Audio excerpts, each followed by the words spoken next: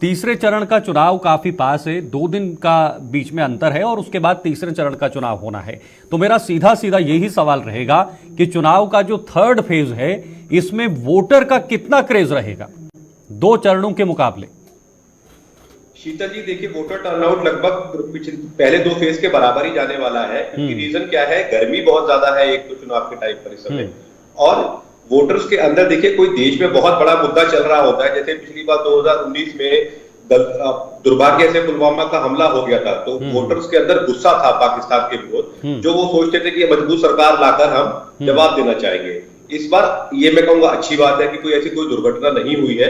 तो वही मुद्दे रूटीन में चल रहे, डेवलपमेंट का मुद्दा है, और जो कोशिश की गई थी कास्ट का फैक्टर डालने की कोशिश की गई थी, वो मुद्दा है। बाकी कोई मुद्दा नहीं है। जैसे आपने कहा बयानबाजी चल रही है, तो ऐसी बयानबाजी में यही लगभग 60 और 62% की फीसदी का चुनाव का आउटपुट दिखाई देगा। मुझे वोटर टर्नआउट मुझे लगता है उतना ही जाने वाला है।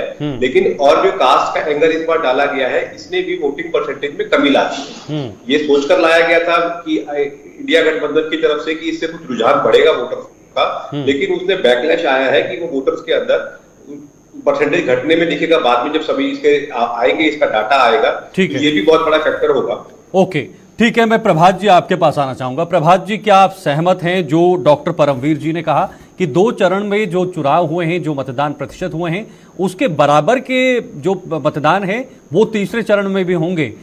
या फिर जो बयानबाजी हुई है, जो चर्चाएं पिछले दिनों में सियासी गलियारों में हुई है, उसके बाद अब लोग जो हैं वो काफी मात्रा में बाहर आएंगे, ओवरऑल वोटिंग जो होगी पूरे देश के अंदर उसमें बढ़ोतरी दिखेगी? जिस तरीके से 2 चरण के चुनाव हुए, और मैं तो कहूंगा कि जो ये चुनाव का समय 7 फेज का, ये लू और गर्मी की वजह से मतदान डाउन हुआ था। लेकिन एक सवाल और क्वेश्चन मार्क उठा है निर्वाचन आयोग के पास कि अचानक 11 दिन बाद 6 और 7% का जो उन्होंने बढ़ोतरी दिखाई, ये कैसा लोकतंत्र है इस देश के अंदर? ये आयोग की निष्पक्षता, क्योंकि हमारा चुनाव आयोग बहुत मजबूत माना जाता है, बड़ा चुनाव आयोग है इस देश का, और बाद में 11 दिन बाद वोटिंग परसेंटेज एकदम से बढ़ा देना, ये एक शक के घेरे में है। तो मेरा एक निवेदन है कि चुनाव आयोग अगर जब मतदान समाप्त होता है तो उसके दूसरे दिन तक अपनी वोटिंग परसेंटेज देश की जनता के सामने रख दे। ये एक सबसे बड़ा सवाल है।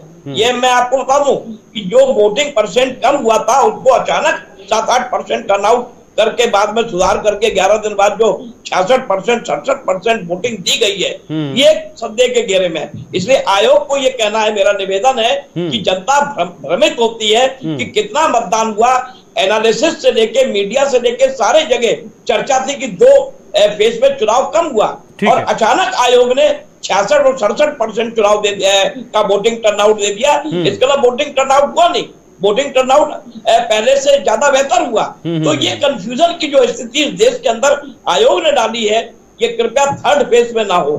नंबर 1 बात। नंबर 2 बात, थर्ड फेज के चुनाव के लिए उत्तर प्रदेश के अंदर जो आगरा, बरेली और जो फरुखाबाद, इटावा जो गढ़ है, आज मायावती आगरा में थी, उन्होंने जनसभा की। मायावती को लोग बड़ा अंडरएस्टिमेट कर रहे हैं। मुलायम सिंह का गढ़ है, अखिलेश का गढ़ है, अखिलेश बदायूं में थे, और अभी थोड़ी देर बाद कानपुर में रोड शो प्रधानमंत्री करने जा रहे हैं। तो ये जो तीसरे फेज का जो चुनाव हो रहा है, ये बहुत महत्वपूर्ण है। सब लोग अपने अपने दावे कर रहे हैं। अखिलेश ने तो यहाँ तक कहा कि इंडिया गठबंधन की हवा यहाँ से चलेगी और पूर्वांचल तक जाएगी, और 80 पार का जो नारा यूपी में भाजपा का, वो 80 साफ हो जाएंगे। तो आरोप प्रत्यारोप और जो चुनाव स्थानीय मुद्दे होने चाहिए उस पे नहीं हो रहे हैं। एक दूसरे पे, हिंदू मुसलमान पे चुनाव आ रहा है, कहीं किसी जाति पे आ रहा है, कहीं कोई किसी को गाली दे रहा है। मैं कहता हूँ इस देश के अंदर कि बार बार ये क्यों होता है। मैं ये पूछना चाहता हूँ कि आखिर इसके लिए दोषी जो हैं, चाहे वो राष्ट्रीय पार्टी, दोनों राष्ट्रीय पार्टी, चाहे भारतीय जनता पार्टी हो चाहे कांग्रेस हो, ये क्या दोनों मैच करके वोटर को प्रभावित करते हैं? क्या हर बार यही चुनाव में देखता हूँ 2014 से लगातार यही हो रहा है। राहुल राहुल राहुल राहुल राहुल राहुल के नाम पे पूरा देश, अरे भाई राहुल के अलावा और भी नेता हैं इंडिया गठबंधन में, आप वहां भी आक्रमण कर सकते हैं। आप आइए महंगाई पे, आप आइए बेरोजगारी पे, आप आइए इस सारी मुद्दे पे, चुनाव